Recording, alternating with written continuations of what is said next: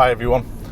Today it's quite warm, 21.5 degrees we are, so if you can hear a little bit of the aircon blasting surrounding the audio, I apologise, but it is what it is today. I'm going to make sure that I feel comfortable and fresh whenever I drive, and that's all important when you're driving also. But today's video, we're going to be looking at something that I dislike about this car of mine. I use this Golf GTI for my everyday work, teaching driving lessons and teaching driving instructors. And to be honest, I love the thing. I've had a few problems with it, which we can look at a little bit today. But there's one main thing that I absolutely detest about it, and it's lane keep assist. Now, I totally understand that lane keep assist is... Oh, lady next to me on the phone.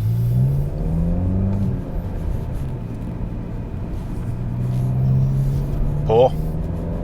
I detest people on the phones more than lane keep assist in any case. Lane keep assist, I understand its benefits when people... she's still on it. I'm doing 30 miles an hour and she's clattering down a 30 limit. I know it's there's a school up ahead, it's a Sunday though, but that's no excuse. That's just absolutely, that's awful. Anyway, I'm sure many of you agree with my my rant on people using mobile phones. The lane discipline's awful as well, so you're just staying out in that right hand lane. This video is not about people using mobile phones. I'll get back to what I was saying. Lane keep assist, I understand its benefits. If people have a little lapse of concentration, maybe they're on the phone, it's going to keep you within the space that you are in. Generally designed for higher speed roads. Lane keep assist on this car works at 35 miles an hour and above. And like I said, I see its benefits, but for me, it does my head in. Going past these parked cars, for example, if the speed limit was 40 back there and I was above 35, if I was trying to go past, gee whiz, they're all out today, Volvo blazed straight through a red light. And this is literally within 5 minutes of where I live, and it's just constant. Honestly, people's habits are ridiculously bad. But going back to this, parked cars, if I was doing 35 miles an hour or above, what the car would actually do, it would push me back to the left hand side to try and keep me within lanes. I actually call lane keep assist the cyclist killer, because it does. You try and move around a cyclist on a faster road and it pushes you back in. You can sort that out and stop that from happening by signalling. Now, I also don't agree with this. You understand my way of thinking of signalling. It just encourages people to signal without thought and just to signal and do. So you can stop the car moving beyond lines by signalling. But honestly, it's something that I absolutely hate on this car, and you have to turn it off every single time you start the engine. You can maybe even see it. I'm not sure whether you will be able to from this camera, but there's a green light at the bottom of the dashboard that illuminates when I'm over 35 miles an hour. But like I said, you have to turn it off every single time you start the car. But I've done something about it. I've bought something that hopefully we can change this. I'm going to have a go at it now.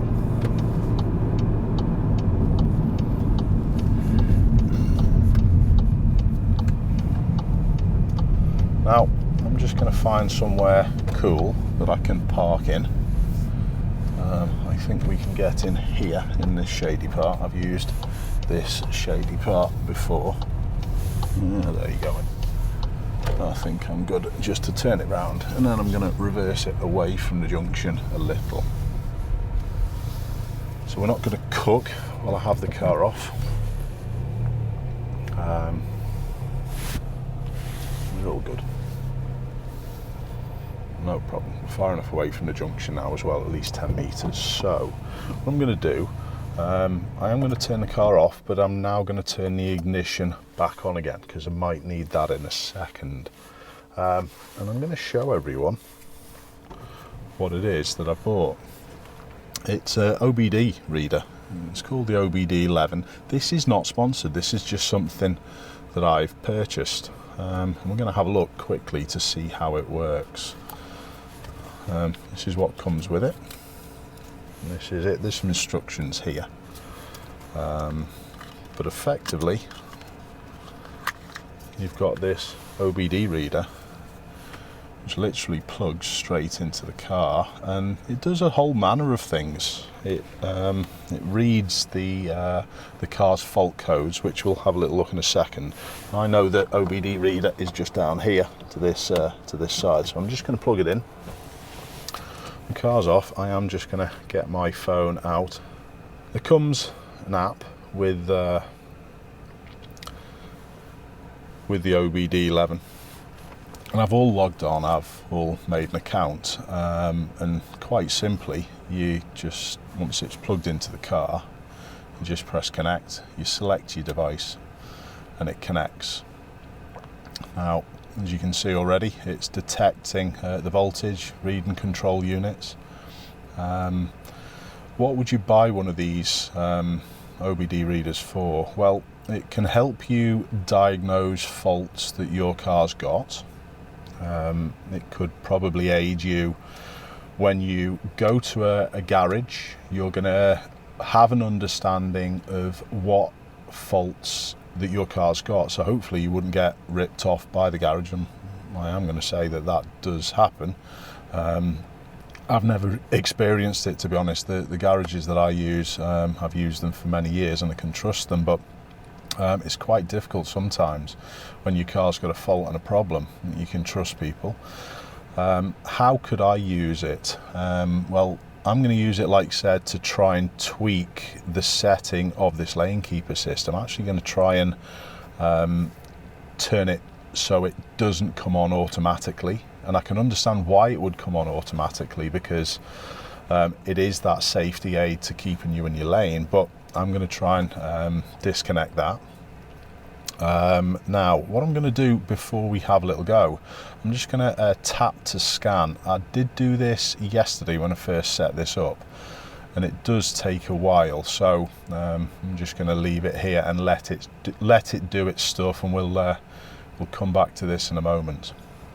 Already you can see there are 7 faults on the engine, 1 on the ABS, there's 4 on the other warning sign, so it's picking up plenty of faults. Now, I'm not going to delete these. You can delete all these fault codes and see whether that then fixes the problem with your car, and honestly sometimes it can do, but the reason why I'm not is because I'm still having problems with my Golf GTI. It's still doing its same trick of stuttering, and there's a fuel supply issue. Volkswagen haven't been able to sort it out, so this is 18 months and counting I've had with this problem, and I've had the car, like I said, this 18 months, and it's been since day one. So I'm keeping these codes on because the car is going to go back in shortly, and I'm going to give it to Rex and Volkswagen and see what they can do with it. And if I clear all these codes, they won't have an idea of the regularity on which this has been happening. So that's my only reasoning. But if you had one of these devices, you may very well be able to read the code, and then you can easily go online and find out the code and find out what potentially is wrong with your car. Like I said, before you then take it into a garage to go off and get fixed, you're then going to have a heads up that they're not going to be ripping you off. Now, this module was £99. This is the Pro version. I'm not actually sure whether I probably should have bought the Pro version. They do a regular version, I think, for 60. But it does show you all the fault codes, and it's this particular OBD reader is just for the Volkswagen group of cars, so VAG cars. Okay, we've finished. 53 faults found. There are other voice. So, like I said, this is for the VAG group of cars, and that's why I've bought it, because it's specific to this group. Now, I suppose if I change my car, I'm struggling a little bit unless I stayed with this group. There are other car readers that I do know about that do cater for all different makes and models. So make sure if you are thinking of one of these, it does accommodate your vehicle. So we've got 53 faults found. It shows you in which area that they've got issues with. But I'm not going to do that. What we're going to have a little look at are the apps, and the one that I'm after is adaptive lane guidance. No, it's not. I think that's if you put it on. What's driving school mode? Look at that one. Driving school mode shows current speed and state of direction indicator lights on the display of the car radio. Ah, right. So you could upgrade that for 50 credits. Now I'm going to talk about these credits now. So the app, free of charge. The unit, £99. But then if you want to change certain things, you get credits that you have to buy. Now, you can buy them straight on the app, but they're much more expensive. I think I paid €17.99 for 100 credits, which is about £16. So each one of these, for example, this one, window auto drop, I think my car does that anyway. So just be careful you don't purchase things your car's already got. But that's only 10 credits. That's about £1.60, so it's not so bad. So we're going to have a little look and find out the one that I'm after. Can't remember which one it was. Did have a little look last night. Here we go. Found it. Lane assist setting memory. That's the one. So it says here, change the default lane assist setting state after turning the ignition on. And that's what I want. Functions. I don't want it off, where it will be automatically deactivated. I would like to choose what it's on. And the way I'm going to do that, I'm going to be selecting the memory. So lane assist will be activated or deactivated according to the last setting. So if I turn it off, when I then restart the car, it should be off, and that doesn't happen. If we look at it now, I hope you can see that it says that it's back on. That's because I've turned the car off. So I'm going to go through this, change value, press memory. I do have some credits. Activate. That's activating the car. It's right, I've got to open my vehicle hood, so I'm going to jump out the car and do that. Give us 1 second.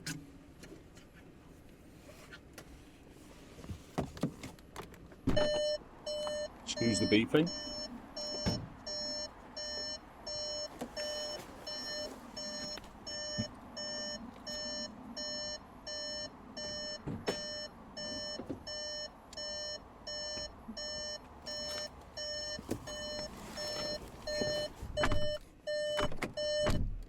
Right, yeah, excuse the beeping. Just grab my phone again. Stick my microphone back on. And then let's have a little look. Continue. Activating. There you go. I didn't realise that you've had to open the bonnet. It says it's done, so I'm going to check this now. So what I'm going to do, I'm just going to grab a little video camera out so we can see exactly what's what. Right, so here's a view of my dashboard. So at the moment, as you can see, is it going to let me, or have I got to shut my bonnet over again? Got to shut my bonnet over, bear with me.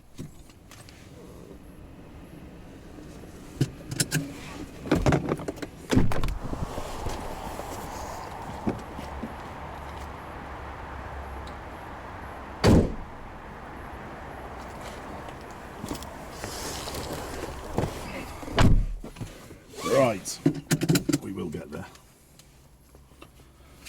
Okay, so let's have a little look now, and we are still recording here. So as you can see, we still lane keep assist is now off. That's interesting. So if I turn it on, start the car, and we're still on. Okay, let's turn the car off again. Wonder whether you've got to lock it. Let's just try that. Lock. Unlock. So I turn this, I'm just going to open the door and then shut it so the car knows someone's in here. And then what's going to go on now when I turn this? This was on last time I had it. Is it going to still be on? It's on. Sound. I'm now going to turn it off. Turn the car off. Let's go through the process of locking it again.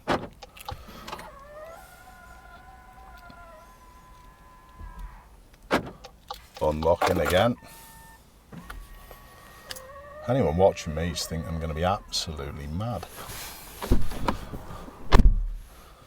So now, if this has worked, it should be off.